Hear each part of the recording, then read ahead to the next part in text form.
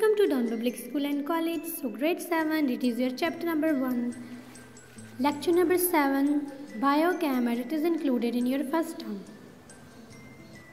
So in a previous lecture, you have learned about the common digestive problems. You have learned about the indigestion, then what the indigestion means, and today we will study about another digestive problem, which is the ulcer. So when a large amount of gastric juice is released in the stomach, the digestive enzymes start to break down walls of the stomach and intestine. अब हमने क्या किया था कि जब हमारे पास large amount में gastric juice जो है वो नॉर्मल अमाउंट से ज़्यादा गैस्ट्रिक जूस जो है वो अगर रिलीज़ होगा स्टमक के अंदर से, तो हमारे पास क्या होगा कि जो डाइजेस्टिव एंजाइम्स हैं वो क्या करेंगी कि वो जो स्टमक की वॉल्स हैं या इंटेस्टाइन की जो वॉल्स हैं उनको जो है वो तोड़ना शुरू कर देंगी, जिसके नतीजे में हमारे पास क्या हो जाता है, एक सोर सा बन जाता है, होल सा बन जाता है या थोड़ा सा बन जाता है, फूली जगह बन जाती है जिसको हम क्या कहते हैं, अल्सर। तो चलिए आइए इसको वीडियो में भी देख लेते हैं। स्टमक में जो है वो अगर होगा अल्सर या फिर आपकी जो है वो ड्यूडेनम के अंदर होगा अल्सर, तो उसको हम कहेंगे ड्यूडेनम। अगर अल्सर अगर स्टमक में होगा तो स्टमक अल्सर। जब आप फूड लेते हैं तो देखिए आपकी फ़ूड जो है वो स्टमक के अंदर क्या होती है, वो इस तरह से डाइजेस्ट होती है और फिर वो जो फूड है वो हमारे पास किसके अंदर जाती है, इंटेस्टाइन में जाती है, ताकि उसकी मज़ीद जो है वो क्या हो सके, एब्जॉर्प्शन हो सके। अब हमारे पास होता क्या है कि आपकी जो स्टमक होती है और जो इंटेस्टाइन होती है उसके ऊपर जो है वो एक लेयर होती है, जैसे आपको नज़र आ रहा है म्यूकस लेयर। ये जो म्यूकस लेयर होती है, आपको पता है कि स्टमक के अंदर मैंने आपको बताया था कि HCl होता है, तो वो क्या करती है, ये म्यूकस लेयर जो होती है ये स्टमक के ऊपर, ये स्टमक को उस HCl के इफेक्ट से बचाती है, जैसे आपको ये नज़र आ रही है। तो ये म्यूकस लेयर क्या करती है, उससे बचाती है। लेकिन आपकी जो ये ज़्यादातर जो बैक्टीरिया होते हैं, जिसमें हेलिकोबैक्टर पाइलोरी आप जिसको कहते हैं, H पाइलोरी एक बैक्टीरिया है, ये बैक्टीरिया क्या करते हैं, वो जो स्टमक की जो लाइनिंग होती है, वो जो म्यूकस की लेयर होती है उसको आहिस्ता आहिस्ता क्या करते हैं, ख़त्म कर देते हैं, जिसकी वजह से क्या होता है, आपको नज़र आ रहा है एसिड प्रोड्यूस हो रहा है और आपकी जो स्टमक की वो जो लेयर थी वो क्या हो गई, आहिस्ता आहिस्ता उसने उनको ख़त्म कर दिया है, उस लेयर को, जैसे आपको ये नज़र आ रहा है, उस लेयर को डिस्ट्रॉय कर दिया है। तो अब क्या होगा कि वो जो स्टमक था, ये देखें अब वो लेयर ख़त्म हो रही है, अब जो एसिड उसके अंदर प्रोड्यूस हो रहा है वो डायरेक्ट जो स्टमक की वॉल्स हैं उनके ऊपर क्या करेगा, एक्ट करेगा, और उसकी वजह से हमारे पास क्या हो जाता है कि जो स्टमक की वॉल्स हो जाती हैं वो मज़ीद वीकन्स हो जाती हैं, और कुछ केसेस में ऐसे होता है कि उनके अंदर जो है वो हमारे पास छोटे छोटे सुराख हो जाते हैं। अब ये क्यों होता है अल्सर, तो ये हमारे पास बहुत सी जो है वो ड्रग्स जो है वो लेने की वजह से जो है वो बहुत सी ऐसी ड्रग्स हैं जो कि क्या करती हैं, स्टमक की लाइनिंग को क्या करती हैं, ख़राब कर देती हैं, जिसकी वजह से भी हमारे पास अल्सर होता है। बहुत ज़्यादा जो है वो इन्फ्लेमेटरी या फिर ये बहुत ज़्यादा मिर्च मसाले वाली चीज़ें खाने से भी हमारे पास ये अल्सर हो सकता है। तो आपने देखा किस तरह से हमारे पास जो है वो अल्सर बनता है, किस तरह से स्टमक की लाइनिंग जो होती हैं वो हमारे पास डिस्टर्ब हो जाती है, उखड़ जाती है ज़्यादा गैस्ट्रिक एसिड के रिलीज़ होने की वजह से। तो उसके नतीजे में हमारे पास क्या होता है, सोर बन जाता है, जिसको हम क्या कह रहे हैं, अल्सर कह रहे हैं। जैसे आपको ये नज़र आ रहा है, ये देखें स्टमक के अंदर जो है वो छोटा छोटा ये जो लाइन, उसकी जो म्यूकस की लेयर थी ये क्या हो गई है, वहाँ से उतरना शुरू हो गई है, उखड़ना शुरू हो गई है। अब जो डाइजेस्टिव एंजाइम्स हैं वो स्टमक की वाल को क्या करेंगी, उसको तोड़ना मरोड़ना शुरू कर देंगी, जैसे आपको यहाँ नज़र आ रहा है। और इस तरीके से हमारे पास क्या होगा, एक सुराख सा बन जाएगा या एक छोटा सा पोर सा बन जाएगा,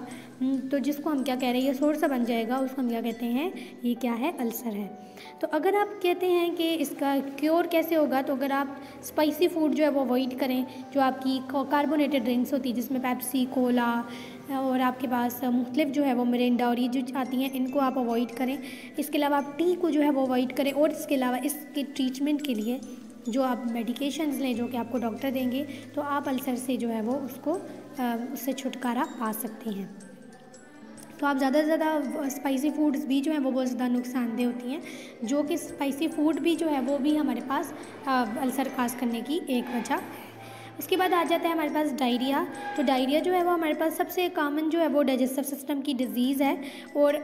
ये किसको कौन काज करता है, बेसिकली इसको बैक्टीरिया काज करता है या फिर वायरस काज करता है। अगर आपने कोई कंटेमिनेटेड कोई गंदी फूड खा ली, कोई ऐसी फूड खा ली, कोई ऐसा बर्गर खा लिया, ऐसी कोई चीज़ खा लिया, ऐसा पानी पी लिया जिसके अंदर माइक्रो ऑर्गेनिज्म थे, वो वायरस था या वो बैक्टीरिया था, तो वो क्या करेगा, जैसे ही आप उस फूड को लेंगे तो आपको क्या हो जाएगा, डायरिया हो जाएगा। अब डायरिया में क्या होता है कि डायरिया में आपका जो वाटर एंड सॉल्ट्स जो होते हैं वो लार्ज इंटेस्टाइन उनको एब्जॉर्ब नहीं करती, ठीक है, क्योंकि वहाँ पर इन्फेक्शन हुआ होता है वायरस या बैक्टीरिया की वजह से। लार्ज इंटेस्टाइन जो होती है वो आपके वाटर और सॉल्ट्स को एब्जॉर्ब नहीं कर सकती, जिसकी वजह से क्या होता है कि अब देखा था हमने कि जो हमारे पास यूज़फुल चीज़ें होती हैं, वाटर होता है, सॉल्ट्स होते हैं, तो वो हमारे पास विलाई के ज़रिए एब्जॉर्ब हो जाते हैं। लेकिन अगर वो आपकी बॉडी में एब्जॉर्ब नहीं होंगे तो वो क्या होंगे, उसी तरह से बॉडी से रिलीज़ हो जाएंगे। फीसेस होते हैं, वाटरी फीसेस जो है वो जिसको हम दस्त कहते हैं, उस तरीके से वाटरी फीसेस जो है वो हमारे पास रिलीज़ होते हैं। तो उसकी वजह से क्या होता है, आहिस्ता आहिस्ता बॉडी का जो पानी है जिसको हम कहते हैं वो ख़त्म हो जाता है।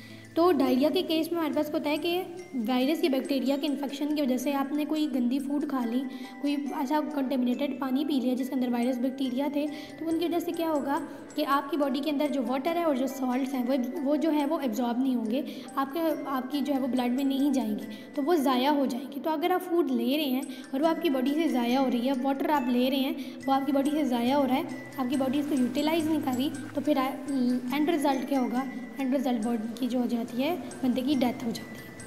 तो इस कंडीशन से प्रिवेंट करने के लिए आपने क्या करना है, आपने अपने सराउंडिंग को सबसे पहले क्लीन रखना है, साफ़ हाथ यूज़ करने हैं, ऐसी जगहों से खाना खाएं जहाँ पर सफाई का ख़ास ख्याल रखा जाता है। तो अगर आपने पानी पीना है तो उसको आप ड्रिंक जो पिएंगे तो आप उसको बॉईल करके पिएं, या आप उसको क्या करें, फ़िल्टर पानी पिएं। और आपने जो है वो अगर फूड भी खानी है, चिकन खा रहे हैं, मछली खा रहे हैं, वेजिटेबल्स खा रहे हैं, जो भी खा रहे हैं, आपने उसको प्रॉपर्ली कुक करना है, ताकि अगर उसके अंदर बैक्टीरिया वायरस थे तो वो ज़्यादा हीट की वजह से उसके अंदर से ख़त्म हो जाए। आपको ये नज़र आ रहा है किस तरह सिस्टम में की लाइनिंग के ऊपर क्या जाते हैं, बैक्टीरिया आ जाते हैं, वो उसकी लाइनिंग को ख़राब करना शुरू कर देते हैं, और जिसके नतीजे में फिर क्या होता है, डस्ट और इस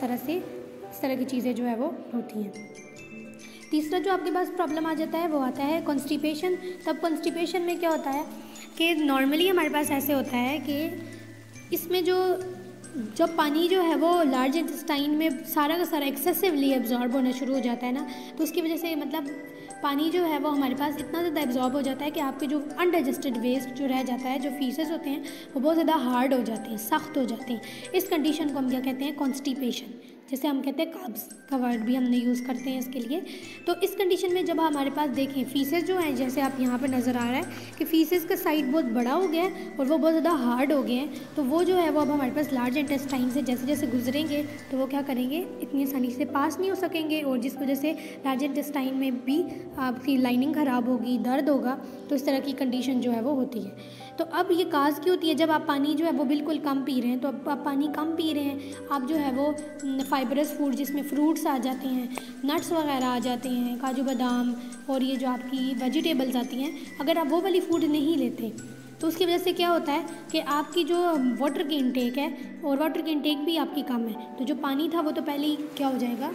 एब्जॉर्ब हो जाएगा। और अब आपने फाइबरस फ्रूट भी नहीं ली, तो उसकी वजह से क्या होगा कि अब आप फाइबरस फूड आप नहीं लेंगे तो आपके जो फीसेस हैं वो आसानी से, फाइबरस फूड बेसिकली जो होती है ये क्या करती है कि ये फीसेस को, अनडाइजेस्टेड वेस्ट को आसानी से तेज़ी से मूव करने में मदद करती है। तो आपके पास पहले ही आपने पानी भी कम पिया है, अब फीसेस के अंदर से पानी भी जो है वो बिल्कुल जो है वो हो गया, वो ड्राई हो गए हैं, और आपकी बॉडी में फाइबरस फूड भी नहीं है, तो रेशे वाली ख़ज़ाएँ आपने नहीं खाई, जिसकी वजह से क्या होगा कि वो अब आसानी से मूव नहीं कर पा रहा। तो इसकी वजह से क्या होगा कि जो आपके फीसेस हैं वो बहुत ज़्यादा क्या हो जाएंगे, ड्राई हो जाएंगे और हार्ड हो जाएंगे, सख्त हो जाएंगे, जिसकी वजह से जब वो लार्ज इंटेस्टाइन में से पास करेंगे तो उनका पास आउट करना बहुत ज़्यादा मुश्किल होता है। तो अगर आप इस चीज़ कंडीशन से बचना चाहते हैं तो आप क्या करें, आप ज़्यादा अमाउंट में फ्लूइड्स लें, लिक्विड लें, जूसेस लें, पानी पिएँ, और इसके अलावा आप जो है वो हेल्दी फूड खाएँ, डाइट फाइबरस फूड खाएँ जिसमें आपके पास फ्रूट्स आ जाते हैं, अपनी डेली एक्सरसाइज करें ताकि आप इस तरह की चीज़ों से बच सकें। इसमें आपको नज़र आ रही है फाइबरस फ्रूट है, जितने भी तरह के फ्रूट्स आते हैं, ये जो आपकी ग्रेन्स आती हैं, गंदम आती है,